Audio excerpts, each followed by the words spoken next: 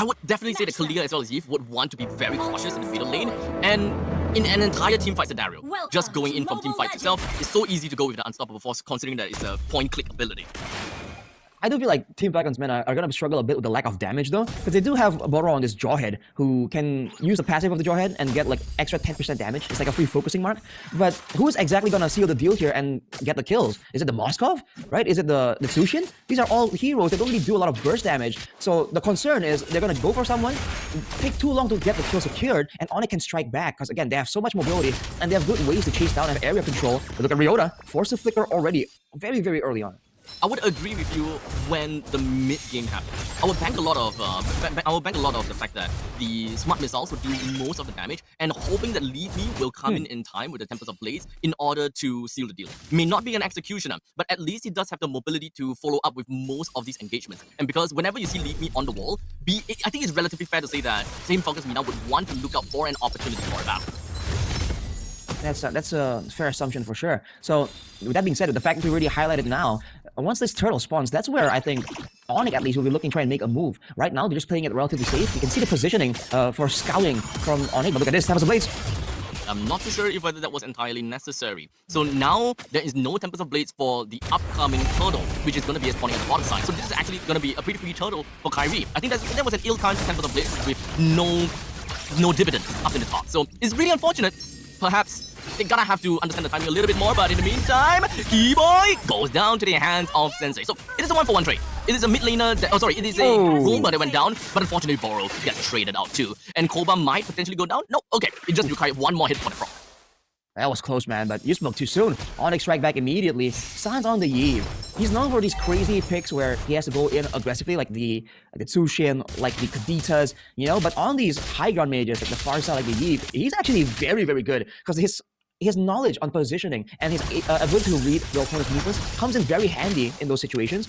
But ONIC, they're starting to get some ground here. Even these lithos are actually falling to the hands of ONIC. And Team Falcon's Mena, even when they go for some of these plays, some of these attempts on the side lanes, most of it has been kind of denied by ONIC. So, funny enough, both teams need to wait for the mid game to execute their plans. Team Falcons with the macro play, potentially with the Moskov and the Ling. And for ONIC, there's some more damage there for them to actually find a lot more of these pickoffs.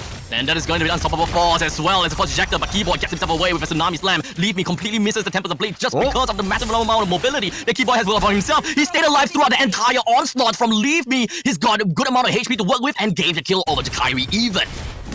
Oh, look at Sans though. Is it oh, he flickers out! Ooh! Timing on that. The moves, man, the reflexes. Gila Sans gets out. But yeah, dude, ONIC doing great right there. Keyboy abusing the passive. That's the benefit of regeneration, man. That's why the gut thoughts, the high losses are just so annoying to deal with. 120 HP plus 10% max HP. That is what Keyboy had at his disposal. That's why the Kalia is so deceptive when it comes to those like 1v1 duels. Damn, oh damn.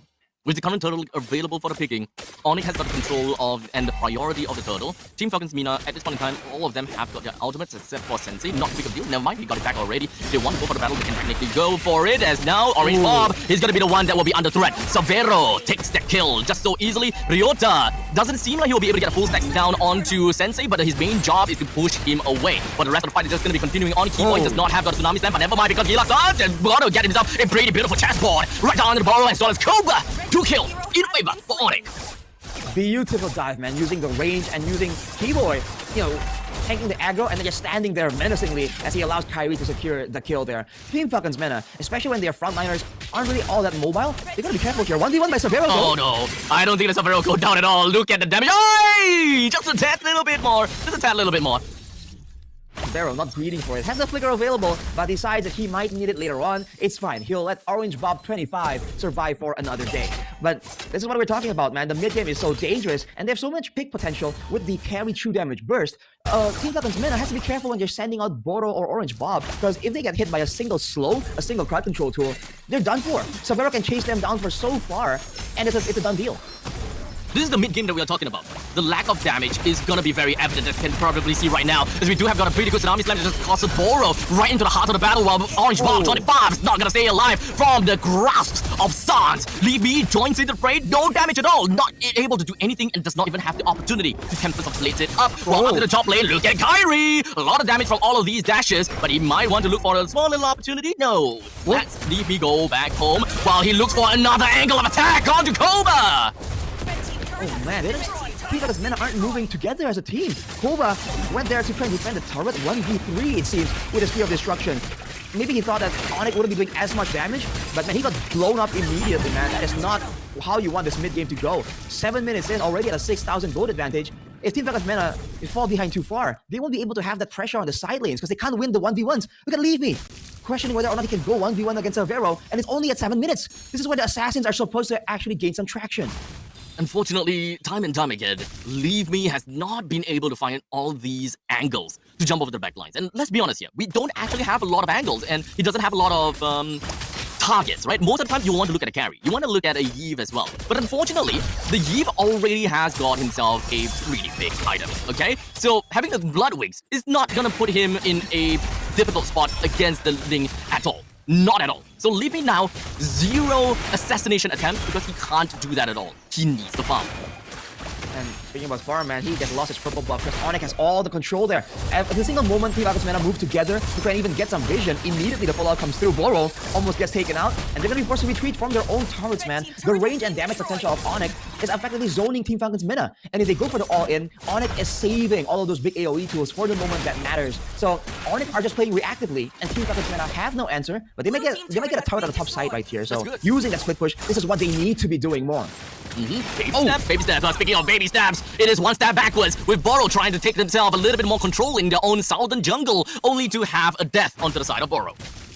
At this point, man, I think Sans already is sitting on a Wishing Lantern, if I'm not mistaken. Yes, he does have the Wishing Lantern already. Bro, the front line is just non-existent. Severo just finished the Marksman Trinity as well. So anyone right now who gets slowed, they have to get left behind. So Team Falcon's mana, either they go in together as 5 or they sacrifice someone just to get information, not even to get anything of value. And because of that, they can't contest and only get this free Lord, and they still have the better siege on paper. Now, at least Leave Me is still looking for sideline objectives with all of these split pushes. Oh man. Top lane T2 did manage to... Wait, that was just like less than 1 second. He didn't have... He lost more than half HP already? The 2 passive procs, dude. That's the carry power spike. Orange top though. Oh, the freeze break just gonna be landed right on top of Ryota, but throughout he ate the entire thing, man. He ate the entire thing. But in the meantime, they were just gonna be looking at Leave Me. Huh? Yeah, well, Leave Me. I guess says Leave Me, and he got left right there. He got his purple buff, by the way, but then he stuck around to try and get the kill onto Ryota. And now he won't be around for the defense. 16 seconds before he's up. ONIC, they can go for an end angle, dude. They are that far ahead. 10k. Yep, that is going to be a spinning trident from the side of the Lord, trying to bring down the T1 right now. Ryota does not have a lot of HP to work with, so that is going to be one of the front line that is already more or less not in the game. But there is still Keyboy though. The Tsunami Slam is still available. Anyone from the side of Falcon Mina that overextends is and will be pulled right in. But they're going to play it safe, even for ONIC Indonesia themselves. And Team Falcons have to be even more careful because just earlier, like maybe a minute ago, we saw that Keyboy has picked up a fleeting time. So he wants to go for these pickups again and again, dude. He wants to be active, and it's going to be on such a low cooldown that Team Falcons mana can't really predict it. And RWM catching on the 2%, and Keyboy got some pretty nice knockup. So now, right now, Sensei as well as Koba is not going to be available for this upcoming fight, allowing ONIC Indonesia to have a pretty good time to bring down the T3 up in the top lane. Levy joins in the fray for a tad a little bit. Use the tip of the blades for defensive matches, and now wait, no, don't go for it, Team Falcons Mina, don't go for it. You need to fall back. Whew, look at the kite potential, dude. That is ridiculous. Team Falcons mana use the conceal, use everything to try and get something, to try and punish ONIC for overextending without Ryota after he gets taken out. But look at what happens, man. They get chunked out of the conceal by Sans. They get slowed. Kyrie dashes away. They just can't get any easy catches at all, man. That's where Boro and Orange Bob are supposed to kind of play a role. But now because they have no control, it's just way too difficult. And looking at the disparity in gold, Koba is not at the Marksman Trinity, and Severo has already secured the Malefic Gun. If you thought that it was going to be tough to catch Severo before, it is just going to be infinitely worse right now. Oh, man. Is almost full slaughtered, but in the meantime, in the southern jungle, Boro almost got away, but it is going to be the projectiles that will be chasing him to the ends of the earth. Orange Bob 25 is going to be the next person onto the twin rock, while Koba, very good speed of destruction, just so that he will be able to run in the opposite side, buys a little bit time, but he still went down in the end, leaving Leave Me as the last member remaining. He tries to proxy in the middle lane, but unfortunately he leaks out one single unit, and that one single unit, that melee unit, will help ONIC to end the game.